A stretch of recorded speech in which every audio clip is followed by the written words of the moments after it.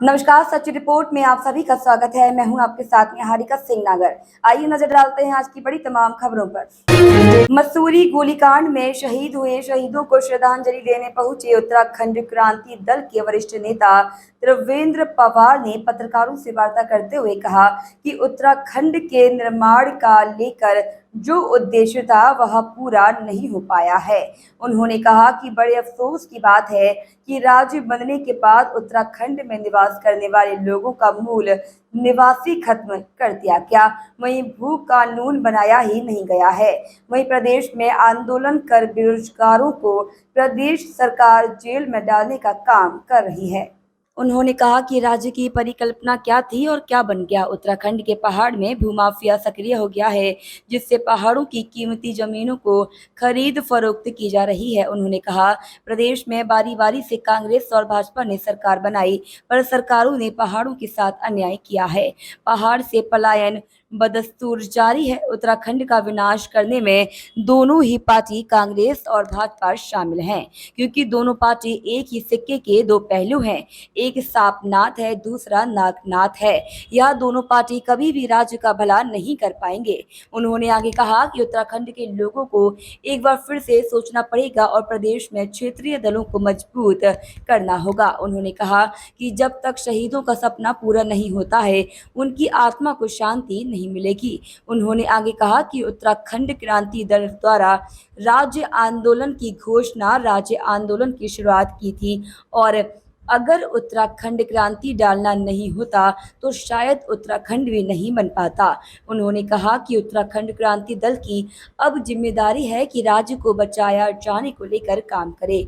उन्होंने कहा कि कांग्रेस और भाजपा की नीतियां उत्तराखंड के विरोधी रही हैं। दिल्ली में बैठे हुए लोग पहाड़ का विकास को लेकर नीति नहीं बना सकते हैं। पवार ने कहा कि उत्तराखंड क्रांति दल प्रतिदिन एकजुट है और उत्तराखंड क्रांति दल में कोई भी बिखराव नहीं है और नए सिरे से उत्तराखंड क्रांति दल को दोबारा से खड़े करने की कवायद की जा रही है और जल्द उत्तराखंड मजबूत बनाकर एक बड़ी लड़ाई के लिए तैयार हो रही है।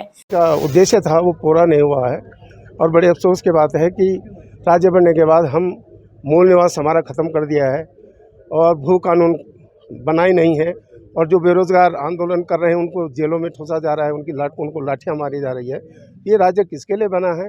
हमारी समझ से तो बाहर है।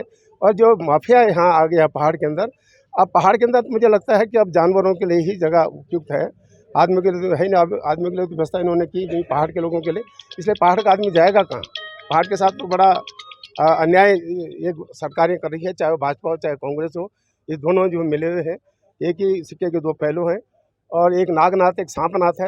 ये राज्य का भला कभी नहीं कर सकते हैं। इसलिए उत्तराखंड के लोगों को एक बार पुनः सोचना पड़ेगा कि हम जिए कैसे, इस राज्य के अंदर कैसे हम आगे बढ़ें, क्योंकि हमारा जो असली वो था मूल निवास वो ख़त्म कर दिया गया है। और जो 2000 के बाद यहाँ 50 लाख आबादी इस राज्य के अंदर हो गई है, तो हम समझते हैं कि यह राज्य किधर जा रहा है। तो जब तक शहीदों का सपना पूरा नहीं होता है तब तक उनकी आत्माएं शांत नहीं होगी। इसलिए हमको उनके जो उनका सपना है उनको साकार तभी होगा जब यहाँ के लोगों को पलायन खत्म होगा, यहाँ की जल जंगल जमीन पे यहाँ के लोगों का अधिकार होगा, तभी राज्य का भला हो सकता है। अदरवाइज ये स्थिति ऐसी। ये बात तो सही है कि उत्तराखंड क्रांति दल इसका ध्वजभाग था और उत्तराखंड क्रांति दल नहीं होता तो राज्य में नहीं होता। और ये नैतिक जिम्मेदारी उत्तराखंड क्रांति दल की भी है कि इस राज्य को कैसे बचाया जाए। और मैं समझता हूँ कि उत्तराखंड क्रांति दल ही इस राज्य को बचा सकता है, क्योंकि भाजपा और कांग्रेस की नीतियां इस राज्य विरोधी नीतियां रही है। ये दिल्ली से बैठ करके दिल्ली के चश्मे से पहाड़ का विकास नहीं हो सकता है। इसलिए हमको अपना चश्मे से ही विकास देखना पड़ेगा और राज्य के लोगों को सोचना पड़ेगा एक बार। आप पार्टी तो मैं समझता हूँ कि सारे लोग एकजुट हैं इस समय। उत्तराखंड क्रांति दल में कहीं बिखराव नहीं है, विद्रोह नहीं है। अब नए सिरे से हम उत्तराखंड क्रांति दल को बचाने की लड़ाई शुरू करेंगे, इसमें कोई दो राय नहीं है। उपरांत को अब बड़ी लड़ाई लड़नी पड़ेगी। सुनील सोनकर की रिपोर्ट।